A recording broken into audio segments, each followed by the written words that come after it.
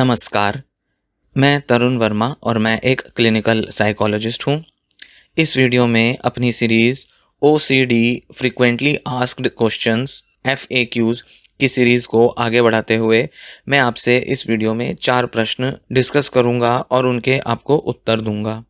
तो आइए शुरू करते हैं और इस वीडियो का पहला प्रश्न लेते हैं। OCD दिमाग में कैसे काम करता है?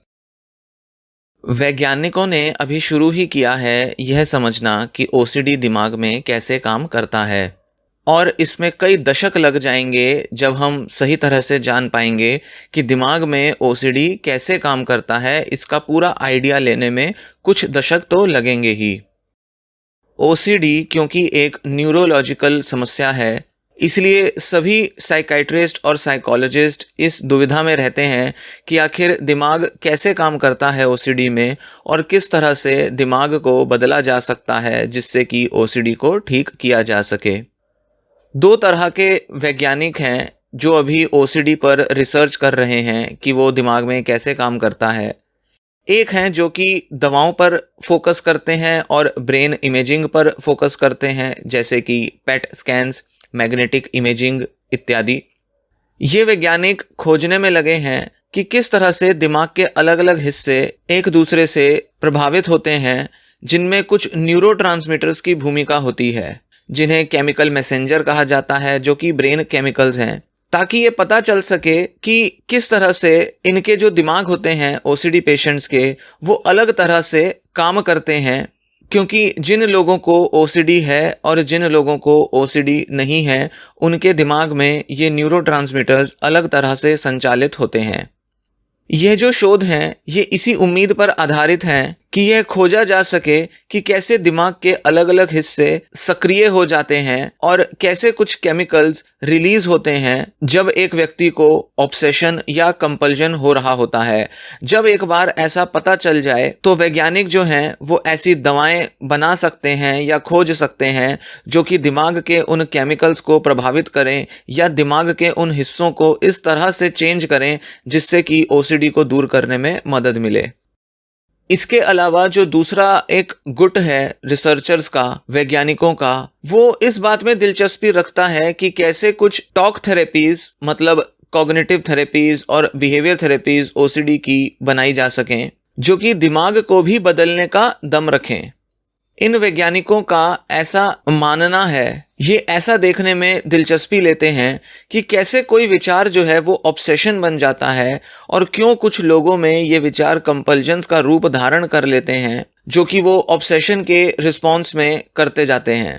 और क्योंकि OCD एक न्यूरोलॉजिकल समस्या है और बहुत से शोध दिखाते हैं कि ये टॉक थेरेपीज OCD को दूर करने में मददगार साबित होती हैं, तो इन वैज्ञानिकों का ऐसा ही मानना है कि कहीं ना कहीं ये टॉक थेरेपीज, मतलब कॉग्निटिव और बिहेवियरल थेरेपीज, दिमाग के भी कुछ हिस्सों को परिवर्तित कर देती हैं जिसकी वजह से OCD जो है कम हो जाता है। तो इन वैज्ञानिकों का ऐसा इंटरेस्ट है यह जानने में कि कैसे कुछ टॉक थेरेपीज, मतलब बातचीत करके इलाज किया जाने वाली थेरेपीज, कैसे OCD के लक्षणों में दिमाग के स्तर पर भी असर ले आती हैं। क्योंकि पहले वाले जो शोधकर्ता हैं उनको बहुत समय लग जाता है दवाओं को और अलग अलग इलाजों को टेस्ट करने में, उन पर शोध करने में, और नई दवाएं, नए इलाज खोजने में भी कई बार बहुत समय लगता है। कई दशक लग जाते हैं कि सही इलाज ढूंढा जा सके या ऐसी कोई तकनीकें, टेक्नोलॉजी ढूंढी जा सके जो कि स्पेसिफिकली कुछ लक्षणों पर केंद्रित हों। इसलिए दूसरा ग्रुप जो है वो ज़्यादा इंटरेस्टेड है कि हम ऐसी कुछ थेरेपीज ही डेवलप कर लें जो कि कुछ स्पेसिफिक थॉट्स और स्पेसिफिक बिहेवियर्स पर फोकस करती हों, जिससे कि OCD से पीड़ित लोगों को बदला जा सके, उनको आराम दिलाया जा सके, और जिसके शोध जो हैं वो जल्दी भी हो जाते हैं और ज़्यादा प्रभावशाली भी देखे जाते हैं। दोनों जो ये गुट हैं इनका लक्ष्य यही है कि बेस्ट से बेस्ट ट्रीटमेंट कैसे खोजा जा सके OCD का, और यही उम्मीद लगाई जाती है कि इन दोनों ट्रीटमेंट्स का कॉम्बिनेशन सबसे बेस्ट तरह से OCD का इलाज कर सकता है। इस वीडियो का दूसरा प्रश्न, क्या मीडिया की वजह से लोगों में OCD को बढ़ावा मिलता है? कुछ हद तक तो ऐसा होता है, पर पूरी तरह से ये असर बुरा ही होता है ऐसा नहीं कहा जा सकता। एक समय होता था जब मीडिया पे ओसीडी के बारे में ज़्यादा जानकारी होती ही नहीं थी। इनफैक्ट यूट्यूब या ऐसे किसी भी माध्यम से लोगों को ओसीडी के बारे में ना के बराबर जानकारी मिल पाती थी।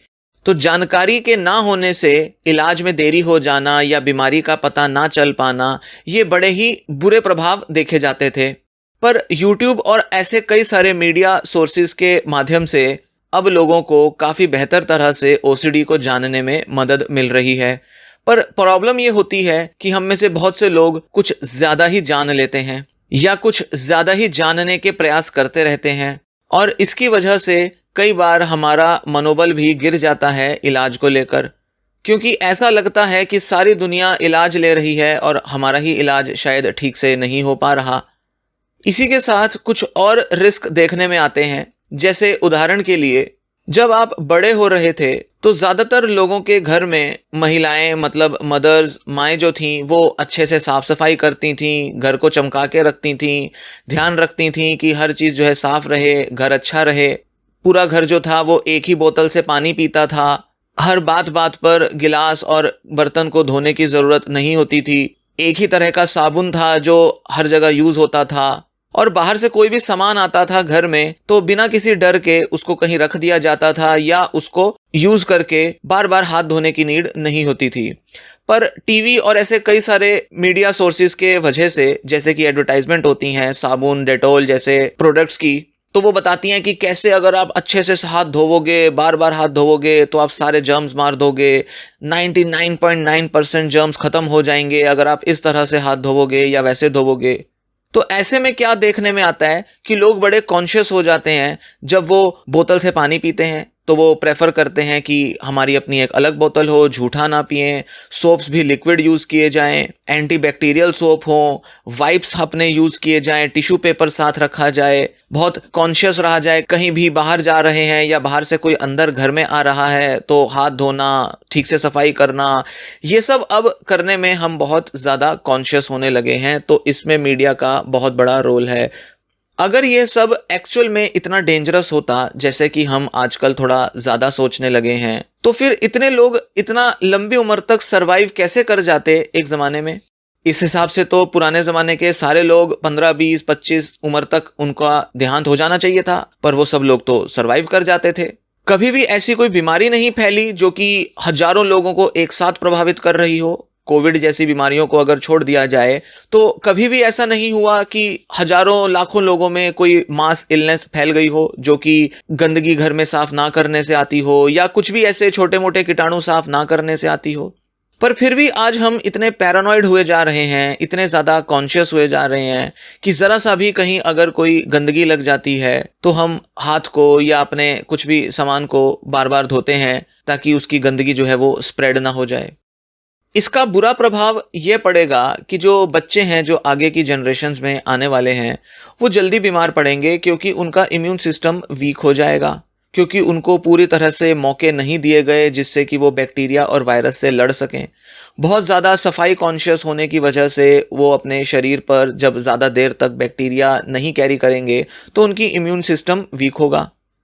इसी के साथ बहुत सारे ऐसे जर्म्स पनपने लगेंगे जो कि ड्रग रेजिस्टेंट होते हैं, मतलब जिन पर दवाइयों का असर पड़ना बंद हो जाता है, और इस वजह से भी हमें ज़्यादा नुकसान होगा।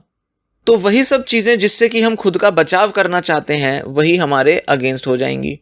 तो इसलिए जो मीडिया है, चाहे वो टीवी की एडवर्टाइजमेंट हो, आसपास को देखकर ये सब चीज़ें सीखी हो, चाहे कोविड की वजह से एक डर गंदगी को लेकर या जर्म्स को लेकर फैला हो, कहीं ना कहीं ओसीडी को लेकर इस पे असर पड़ता तो है। किसी ना किसी तरह से ओसीडी के जो विचार हैं, क्लीनलीनेस और वॉशिंग क्लीनिंग के जो विचार हैं, उनमें बढ़ावा तो मिलता है। जब हम अपने आसपास बहुत सारे लोगों को ऐसा करता हुआ देखते हैं तो हमारे अंदर भी ये डर आ जाता है कि हाँ, बाकी लोग अगर कर रहे हैं तो कुछ सच तो होगा, हमें भी करना चाहिए। हम एकदम उसे अडॉप्ट करने लगते हैं ऐसे बिहेवियर्स को। तो एक तरफ तो ये बहुत सारे डर आ रहे हैं, पर दूसरी तरफ अच्छी चीज़ ये है कि मीडिया की मदद से ही लोग ओसीडी के बारे में अब ज़्यादा जान रहे हैं, उसके सिम्टम्स को समझ रहे हैं और इसका इलाज कैसे करना चाहिए ये भी जान रहे हैं।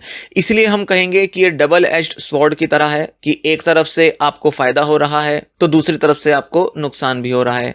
इसलिए बहुत ही विवेक के साथ अपने निर्णय लेने चाहिए और समझदारी के साथ अगर जानकारी ली जाए तो फायदा लिया जा सकता है मीडिया का और अपनी मदद की जा सकती है। तीसरा प्रश्न, क्या यह संभव है कि ओसीडी वक्त के साथ अपने आप चला जाए? अभी तक ऐसी कोई भी शोध नहीं हुई है जो कि इस आइडिया को सपोर्ट करे कि ओसीडी अपने आप चला जाता है। बावजूद इसके कई पेशेंट्स सालों साल तक इलाज नहीं लेते, रेजिस्ट करते हैं, क्योंकि उन्हें लगता है कि उनका ओसीडी बस चला जाएगा। पर कई साल के बाद जब वो ऐसा पाते हैं कि ऐसा तो नहीं होता या उनके केस में अब ओसीडी बढ़ रहा है, तो फाइनली वो थेरेपी लेना शुरू करते हैं या डॉक्टर के पास जाकर दवा लेना शुरू करते हैं। एक बार जब ओसीडी से पीड़ित लोग थेरेपी में आ जाते हैं तो बहुत ज़्यादा संभावनाएं हैं कि उनके सिम्टम्स में इम्प्रूवमेंट्स आने लगती हैं। वो समझ जाते हैं कि कैसे उनको अपनी ऑब्सेशंस को हैंडल करना है, कैसे उनको अपने रिचुअल्स, अपने कंपल्जन्स को रेजिस्ट करना है, उन्हें करने से रोकना है और एक बेहतर ज़िंदगी जीनी है जिससे कि ओसीडी को दूर किया जा सके, जिसमें कि ओसीडी का प्रभाव बहुत ज़्यादा ना हो और एक मनचाही ज़िंदगी की तरफ आगे बढ़ा जा सके। ये धीरे धीरे लोग देखने लगते हैं जब वो थेरेपी में आते हैं। इसलिए ये कहा जाएगा कि ओसीडी अपने आप तो दूर नहीं होगा और कई लोगों में शायद ओसीडी जिंदगी भर साथ बना रहेगा। तो ऐसे में ज़रूरी है कि मेडिकेशंस, मतलब दवाएं या साइकोथेरेपी या दोनों के कॉम्बिनेशन से कुछ ऐसे कोपिंग स्ट्रेटजीज लर्न किए जाएं, कुछ ऐसे बिहेवियरल चेंजेस लाए जाएं जिससे कि एटलीस्ट काफ़ी हद तक एक पेशेंट इन सिम्टम्स को कम कर सके और एक तरह का क्योर ही है जो कि अचीव कर सके। चौथा सवाल, क्या ओसीडी फैमिलीज में रन करता है? क्या परिवार में एक जनरेशन से दूसरी जनरेशन में ओसीडी चला जाता है, जेनेटिकली ट्रांसमिट होता है? वैसे तो इस सवाल का जवाब देना अभी थोड़ा मुश्किल है और इस पर कई सारे शोध चल रहे हैं, पर कई सारे शोधों में ऐसा देखा गया है कि ओसीडी के कुछ जेनेटिक मार्कर्स होते हैं, मतलब कुछ ऐसे जीन्स होते हैं, कुछ ऐसे लोकेशंस हैं क्रोमोसोम्स पर जो कि आइडेंटिफाई की गई हैं, जिसके आधार पर कहा जा सकता है कि एक जनरेशन से अगली जनरेशन में ओसीडी जा सकता है।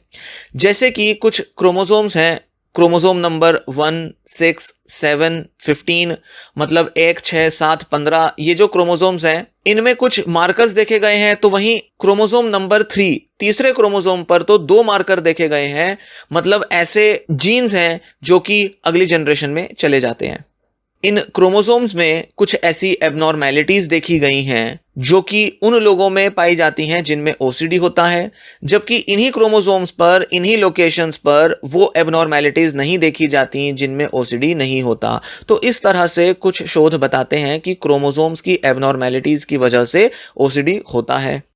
ये जो फाइंडिंग्स हैं ये कई सारे शोधों में देखी गई हैं। ऐसा नहीं कि 1 या 2 स्टडीज में ही ऐसा देखा गया कि क्रोमोसोम्स रिस्पॉन्सिबल होते हैं। जैसे कि खासकर आइडेंटिकल ट्विन्स होते हैं जो एक ही कोशिका के, एक ही सेल के डिवीजन से बनते हैं, दोनों में एक ही टाइप के जीन्स होते हैं। इन बच्चों पर जब स्टडी की गई तो पाया गया कि 65 से 85% कॉन्कॉर्डेंस रेट होता है ओसीडी का। मतलब अगर एक ट्विन को ओसीडी होगा तो दूसरे में भी चांस जो है वो 65 से 85% तक होंगे।